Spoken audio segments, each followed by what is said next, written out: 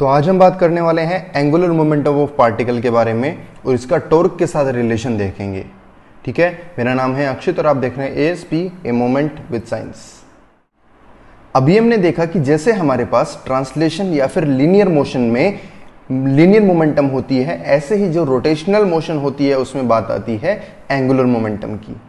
अभी तक हम पढ़ते आ रहे हैं कि जैसे जैसे लीनियर मोशन में होता है ऐसी ही कुछ चीज़ें हमें रोटेशनल मोशन में देखने को मिलती है। तो बात करते हैं एंगुलर मोमेंटम के बारे में। हमने देखो एक पार्टिकल मान लिया, ये सेंटर है, सेंटर ऑफ मास, जहाँ से यहाँ पे एक पार्टिकल एज्यूम कर लिया जिसका कि मास m है। ठीक है, ये एक सर्कुलर मोशन में इसके चारों तरफ ट्रेवल कर रहा है। ठीक है, अब सर्कुलर मोशन में है तो किसी भी पॉइंट पे, मान लो इसी पॉइंट पे देखते हैं, तो इसकी वेलोसिटी किस डायरेक्शन में होगी? इस डायरेक्शन में। यानी कि ये जो पॉइंट है यहाँ से टेंजेंट, टेंजेंट क्या होता है अगर इस पॉइंट की बात करें, ये आर वेक्टर, इसका पोजीशन वेक्टर, और यहाँ से 90 डिग्री होगा ये। ठीक है, ये हो गया इसकी वेलोसिटी की डायरेक्शन। अब हमने मान ली इसके पास कोई भी एक लीनियर मोमेंटम है p। मोमेंटम क्या है? स्केलर होता है, वेक्टर होता है। ये एक वेक्टर क्वांटिटी होती है जिसकी डायरेक्शन होती है, और इसकी जो डायरेक्शन होती है वो किसकी डायरेक्शन में होती है? इसकी जो डायरेक्शन होती है वो वही डायरेक्शन होती है जो कि वेलोसिटी की डायरेक्शन होती है। क्योंकि p क्या होता है? p is equal to mv, mass तो कांस्टेंट है, जिस साइड में वेलोसिटी उसी साइड में आपके पास लीनियर मोमेंटम। यानी कि यहाँ पे लीनियर मोमेंटम किस डायरेक्शन में आएगी? अगर लीनियर मोमेंटम की बात करें तो आपके पास इस ही डायरेक्शन में आपके लीनियर मोमेंटम आ जाएगी। ये वेलोसिटी इस डायरेक्शन में, तो लीनियर मोमेंटम भी इसी डायरेक्शन में। क्लियर है यहाँ तक? अब आपके पास जो एंगुलर मोमेंटम होती है वो क्या होती है? एंगुलर मोमेंटम को सबसे पहले तो हम डिनोट करते हैं L से। ये होती है R क्रॉस P, यानी कि ये जो R वेक्टर है ये और ये जो P वेक्टर है ये, इनका क्रॉस प्रोडक्ट, यानी कि इनका वेक्टर प्रोडक्ट। इस बात को ध्यान रखोगे। किससे डिनोट करते हैं? L से डिनोट करते हैं। क्या होता है? R और P का क्रॉस प्रोडक्ट। वेक्टर प्रोडक्ट है तो सिंपल सी बात क्या है, ये भी क्या है, एक वेक्टर क्वांटिटी आ जाएगी। बात क्लियर है यहाँ तक? इसको हम ओपन करके कैसे लिख सकते हैं? R P sine theta. ये तो हमने पढ़ा है। क्रॉस प्रोडक्ट को कैसे लिखते हैं हम? R P sine theta. यहाँ तक क्लियर है? अब एक चीज और डिफाइन कर सकते हैं हम यहाँ पे, एंगुलर मोमेंटम जीरो कब होगी? अगर इसको हमें जीरो दिखाना है तो हमारे पास तीन तरीके हैं। वो कौन कौन से तरीके हैं? तीन तरीके में हम लिख सकते हैं कि एक तो इसको जीरो बना सकते हैं, या फिर हम इसको जीरो बना सकते हैं, या फिर इसको जीरो बना सकते हैं। इसको जीरो बनाने का क्या मतलब है कि ये जो पार्टिकल है ये हमने सेंटर पे ही मान लिया। ठीक है, इसको जीरो बनाने का क्या मतलब है? RP यानी कि उसकी linear momentum zero. Linear momentum कैसे कब जीरो होती है? मास तो जीरो होता नहीं है, यानी कि क्या बात आ गई? वेलोसिटी जीरो है, यानी कि ये पार्टिकल जो है ये मूव ही नहीं कर रहा। ठीक है, तीसरी चीज क्या हो सकती है? Sine theta zero. अगर साइन थीटा को जीरो बनाना है तो हमारे पास, आपको पता है क्या चीजें होती हैं। अगर साइन थीटा को जीरो बनाना है तो थीटा या तो 0 डिग्री होगा या फिर 180 डिग्री होगा। इतनी बात क्लियर है यहाँ तक? ये हो गई आपके पास एंगुलर मोमेंटम। किसकी इमेज है? लीनियर मोमेंटम की। लीनियर मोमेंटम कहाँ पे होता है? ये होता है आपके पास ट्रांसलेशन मोशन में, और एंगुलर मोमेंटम कहाँ पे आ जाता है? ये आता है आपके पास रोटेशनल मोशन में। क्लियर है यहाँ तक? अब हम देखते हैं रिलेशन टॉर्क और एंगुलर मोमेंटम के बारे में। बात करते हैं रिलेशन की टॉर्क और एंगुलर मोमेंटम में। अब भैया टॉर्क तो आपने पढ़ी थी, वो क्या होता है? ये एक रोटेशनल फोर्स होता है। जैसे एक सिंपल ऑब्जेक्ट पे अगर वो सिंपल स्ट्रेट लाइन में मूव कर रही है तो इसे मूव कराने के लिए फोर्स चाहिए। अगर इस ऑब्जेक्ट को हमें ऐसे सर्कुलर पाथ में मूव कराने के लिए हमें क्या चाहिए? टॉर्क। इसको कैसे लिखते हैं? ऐसे करके लिखते हैं इसको। ठीक है, अब हमने अभी अभी पढ़ा कि जो L है वो क्या है? R cross P। देखा हमने, ये सिंपल प्रोडक्ट नहीं है, ये कौन सा है? वेक्टर प्रोडक्ट है। ठीक है, अब इसको डिफरेंशिएट कर देंगे with respect to time. Differentiating with respect to time, इसको डिफरेंशिएट तो करेंगे तो क्या आ जाएगा? इस साइड आ जाएगा dl/dt, इस साइड क्या आ जाएगा? अब देखो एक बहुत ही इंपॉर्टेंट प्रॉपर्टी आएगी यहाँ पे। वो क्या? जब आप डिफ्रेंशिएट करते हो ए क्रॉस बी का, डिफ्रेंशिएशन करते हो डी बाई डी टी मान लो, तो इसकी एक प्रॉपर्टी होती है क्या, पहले एक का मल्टीप्लाई, सॉरी एक का डिफ्रेंशिएशन दूसरा यू का यू, प्लस में दूसरे का डिफ्रेंशिएशन पहले यू का यू, यानी कि अगर इसकी बात करें तो कैसे आ जाएगा, D A by D T cross B, ये क्रॉस कैसा है, मल्टीप्लाई है, क्रॉस प्रोडक्ट है, ये वेक्टर प्रोडक्ट है, प्लस अब ए यू का यू इंटू यानी कि cross D B by D T. ये आपका फॉर्मूला डिफरेंशिएशन में, आप मैथमेटिक्स डिफरेंशिएशन पढ़ोगे, जब मैथमेटिक्स में पढ़ोगे ऐसा ही यहाँ पर अप्लाई होगा। कैसे इसको अप्लाई करेंगे तो क्या आ जाएगा, पहले आ जाएगा D R by D T cross ये यू का यू यानी कि पी यू का यू, प्लस अब आ जाएगा आर यू का U into D P by D T. Clear है यहां तक? अब देखो, अब आपके पास होता है जो v होता है आपका, वो होता है D R by D T, यानी कि v क्या है, change of position, rate of change of position with respect to time. Velocity के बारे में पढ़ा है हमने ये चीज। एक चीज और पढ़ी है, p is equal to M V, ये चीज भी हमने देखी है। अब इन दोनों को यानी कि इसको और इसको हम यहां पे पुट कर देंगे तो क्या आ जाएगा, इस चीज को सोल्व करो, देखो इस चीज को सोल्व करेंगे तो इसकी जगह क्या आ जाएगा, v, इसकी जगह एम वी, तो हम लिख सकते हैं ये किसके इक्वल आ जाएगा, D L by D T is equal to V cross M V plus क्या है, R into D P by D T. ये दो चीजें आ गई है कि नहीं। अब ये कितना हो जाना चाहिए, एम वी स्क्वायर हो जाना चाहिए, बट लेकिन ये एम वी स्क्वायर नहीं होता। तो फिर एम वी स्क्वायर क्यों नहीं होगा, देखो सिंपल सी चीज है। आपको ये चीज मैंने क्या बताई थी कि ये जो आपके पास ये है ना, ये आपके पास वेक्टर प्रोडक्ट है, यानी कि इसका डायरेक्शन भी इन्वॉल्व हो रही है। वेक्टर प्रोडक्ट मैंने आपको बताया था ना, ए क्रॉस बी क्या होता है, खाली ए बी थोड़ी ना होता है, बल्कि क्या होता है, ए बी साइन थीटा, है ना। तो इसको हम कैसे करेंगे, v into M V into sine theta. अब साइन थीटा, थीटा दिमाग लगाओ क्या होगा, v और mv के बीच का थीटा, m तो कांस्टेंट है इसको बाहर ले लो, v और v के बीच का थीटा, इस साइड में v है, ये भी v इस साइड में है, दोनों के बीच का थीटा कितना आ गया, जीरो, यानी कि ये जीरो। साइन जीरो कितना होता है, जीरो, यानी कि जो टोटल क्वांटिटी है ये कितनी हो जाएगी, जीरो। यानी कि हम क्या लिख सकते हैं कि ये जो आपके पास क्वांटिटी आएगी ना, ये कंप्लीट, ये कितनी हो जाएगी, जीरो। बचेगी क्या, सिर्फ ये चीज बच गई हमारे पास। आया समझ में? तो हम क्या लिख सकते हैं कि जो dl बाई डी टी होगा आपके पास, वो कितना आ जाएगा, zero plus R cross D P by D T, ये आपके पास आ जाएगा, है कि नहीं बेटा। इतना आया समझ में, सारा सोल्व करके देखा तो हमने। वो जीरो क्यों हुआ, क्योंकि v और एम वी यानी कि v और v के बीच का एंगल कितना है, जीरो, तो साइन जीरो जीरो, तो ये टोटल कितना हो जाएगा आपके पास, जीरो। अब देखो न्यूटन का सेकंड लॉ याद करो, न्यूटन का सेकंड लॉ, न्यूटन का सेकंड लॉ क्या कहता है, F is equal to D P by D T, rate of change of linear momentum is equal to force applied. ठीक है, तो यहां पे आप वैल्यू पुट कर सकते हो उसकी, तो हमारे पास क्या आ जाएगा, D L by D T is equal to R cross, इसको क्या लिख सकते हैं, एफ। अब क्या ये चीज पढ़ी पढ़ी लग रही है, थोड़े दिन अभी तो पढ़ी थी ना लास्ट लेक्चर में। क्या होता है ये, मोमेंट ऑफ फोर्स यानी कि टॉर्क। ठीक है, ये आपके पास क्या आ गया, टॉर्क आ गया, जो कि एक वेक्टर क्वांटिटी है। तो यहां से आपके पास क्या निकल के आया, जो dl बाई डी टी है वो किसके इक्वल आ गया, टो के इक्वल। ठीक है, लीनियर मोशन में हमने क्या चीज पढ़ी थी, dp बाई डी टी, ये जो लिखा हुआ है ना, dp by D T is equal to F.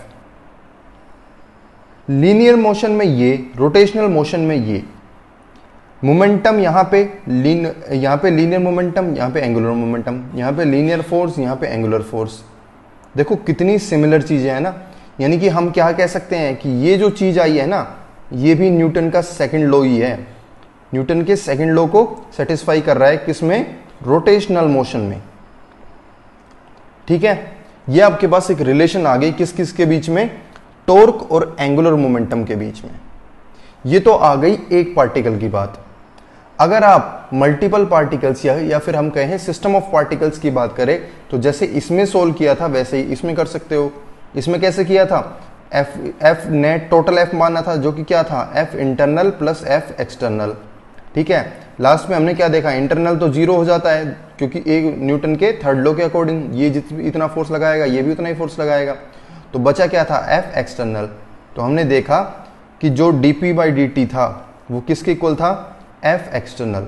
ऐसे ही ये जो dl बाई dt आएगा, आप देखना इसको एनसीईआरटी में, dl बाई dt आएगा वो किसके आ जाएगा, टो एक्सटर्नल। ठीक है, ये टोटल फोर्स, ये टोटल फोर्स कितना, ये फोर्स कौन सा है, जो बाहर से लग रहा है। ऐसे ही ये जो बाहर से टॉर्क लग रही है वो है। उसके बाद क्या देखा था हमने, कंजर्वेशन ऑफ लीनियर मोमेंटम। उसमें क्या देखा था, अगर बाहर से फोर्स जीरो हो जाए यानी कि एफ एक्सटर्नल जीरो हो जाए तो dp बाई dt जीरो, अगर dp बाई dt जीरो तो यानी कि p क्या आ गया, कांस्टेंट। ऐसे ही अगर टो जीरो हो जाए तो इसका मतलब क्या, dl बाई dt जीरो, अगर dl बाई dt अगर जीरो आ जाए तो l क्या आ जाएगा, कांस्टेंट आ जाएगा आपके पास। ठीक है, ये चीजें थी, जैसे इसमें किया था वैसे ही इसमें करोगे। इसको नोट करते हुए चलो, अपने लैंग्वेज में नोट्स बनाते हुए चलो, एनसीईआरटी को रेफर किया करो। आया समझ में यहां तक?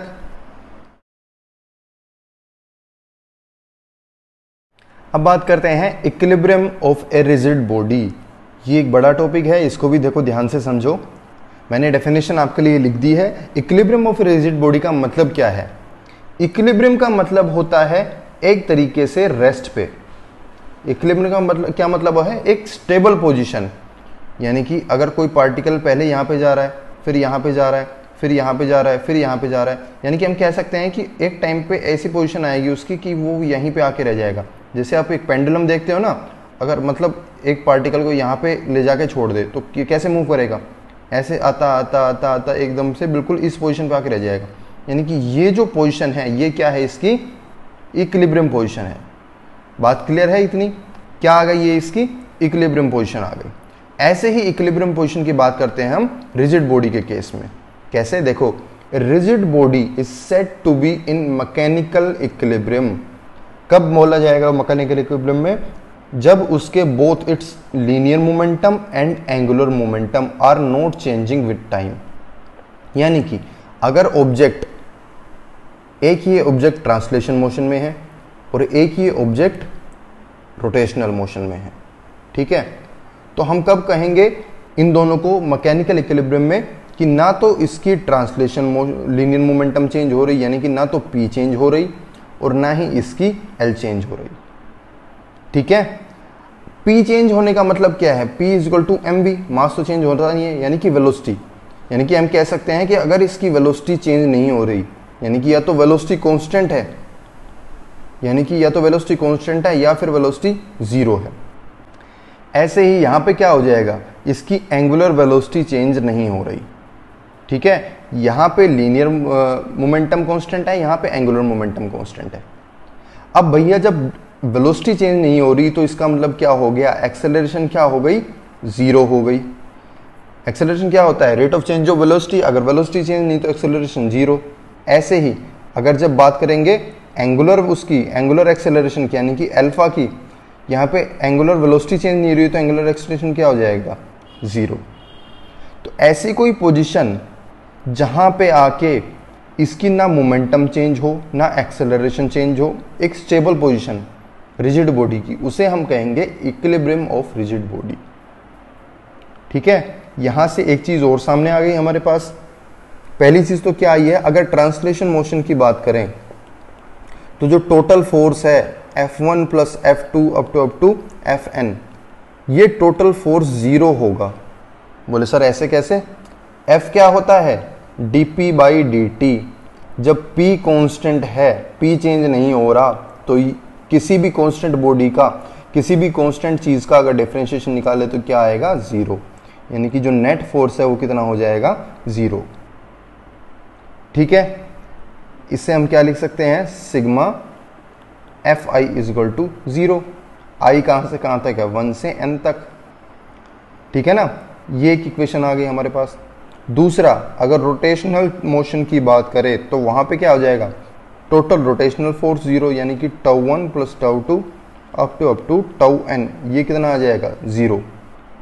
ठीक है, ऐसे ही इसको भी कैसे लिखते हैं, τi इज इक्वल टू 0, आई कहाँ से कहाँ तक है, आई 1 से n तक। ये दो चीजें हमारे पास सामने आ गई यहां से। ठीक है, अब ये जो वेक्टर्स हैं, ये वेक्टर इक्वेशन है, इनको हम स्केलर टर्म में लिखें तो तीन तरीके से इसको वो कर सकते हैं, तीन डायमेंशन में।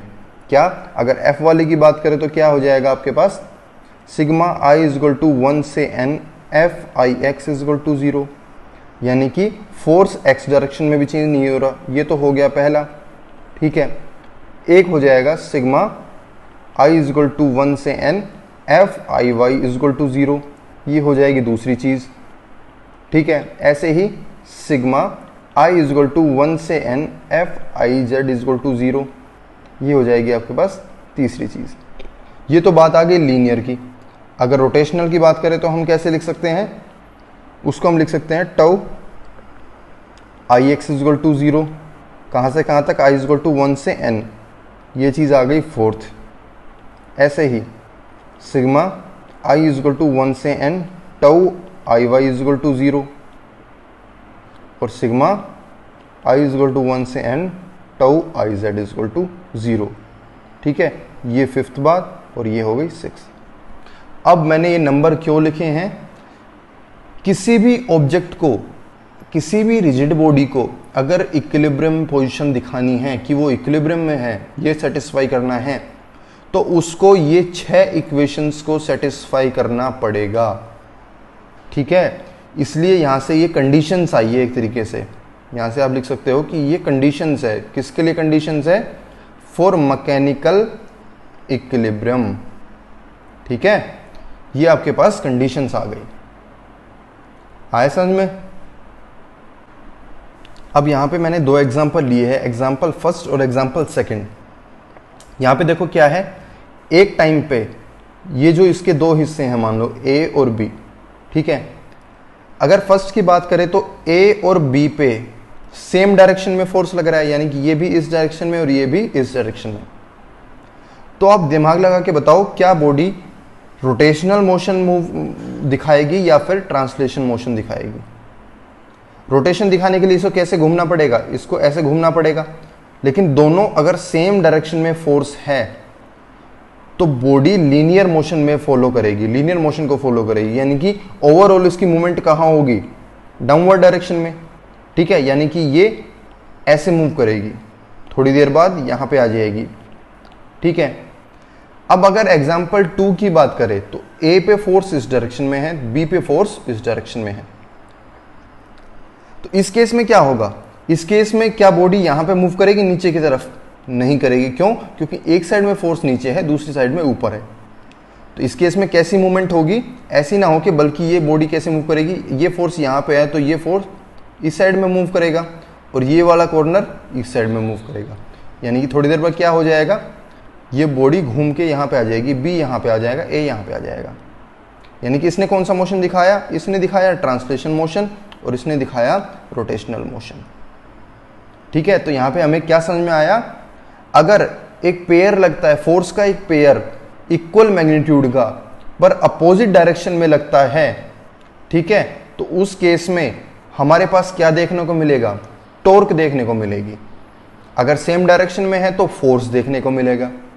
ठीक है, ये जो चीज निकल के आई ना, ये वाली टॉर्क, कौन सी, जब पेयर ऑफ फोर्स लगता है लेकिन अपोजिट डायरेक्शन में लगता है, इसको हम एक नाम से बुलाते हैं कपल। किस नाम से बुलाते हैं, कपल। ये कपल ऑफ फोर्स लग रहा है, एक इस डायरेक्शन में दूसरा उस डायरेक्शन में, जो कि ऑब्जेक्ट को ऐसे घुमाने में मदद कर रहा है। आया समझ में यहां तक। इस लेक्चर में इतना ही रखते हैं, आगे आने वाले लेक्चर्स में आगे कंटिन्यू करेंगे। Thank you.